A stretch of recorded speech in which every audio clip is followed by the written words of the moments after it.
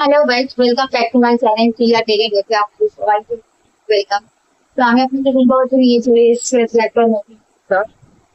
আজকে কি বৃষ্টি পড়ছে, বাজার থেকে অনেক মাছ নিয়েছে সকালবেলা। এই সেগুলো এখন রান্না বান্না দেখো কত রকমের মাছ নিয়ে এসেছে। এই যে লুটি মাছ, এই যে মোরলা মাছ আর্ধেকটা তুলে রেখেছি, কারণ যদি টক করবো টকে তো অত মাছ লাগবে না, ওর জন্য 500 মতো মোরলা মাছ নিয়েছে। ওর জন্য একটুখানি নিয়েছি, টক করবো। চিংড়ি মাছ, চিংড়ি মাছটা দিয়ে কচুর শাকটা করবো। আমি এর জন্য এই দুধ গরম করেছি, ছোটটাকে খেতে দেবো। তো চলো, দেখা হচ্ছে পরে, আমি কাজগুলো করতে থাকি। চলো সকালে এত কিছু রান্না বান্নার পরে এই যে খেতে বসে গেছি। সবই আজকে শুকনো শুকনো খাবার। দুজোর এই দেখো ভাত, আর এটা হচ্ছে লোটে মাছ ভাপা, কুমড়ো হ্যাঁ কুমড়ো পাতা দিয়ে লোটে মাছ ভাপা।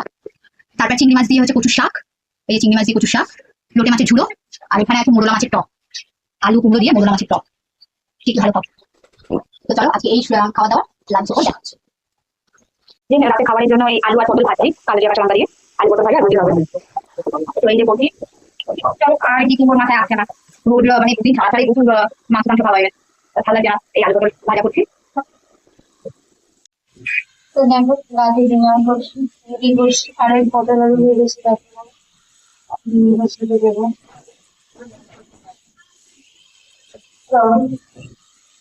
এরপরে আজকে প্রচন্ড গরম, খুব বৃষ্টি হয়েছে, মানে গরম আর গরম।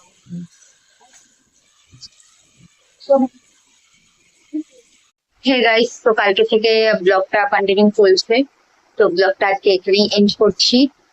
যদি ব্লগটা ভালো লেগে থাকে তাহলে লাইক শেয়ার এবং সাবস্ক্রাইব করে দেবে, আর বেল আইকনটাও দাবিয়ে দেবে। তো চলো, আবার নতুন ব্লগ নিয়ে দেখা হবে। বাই।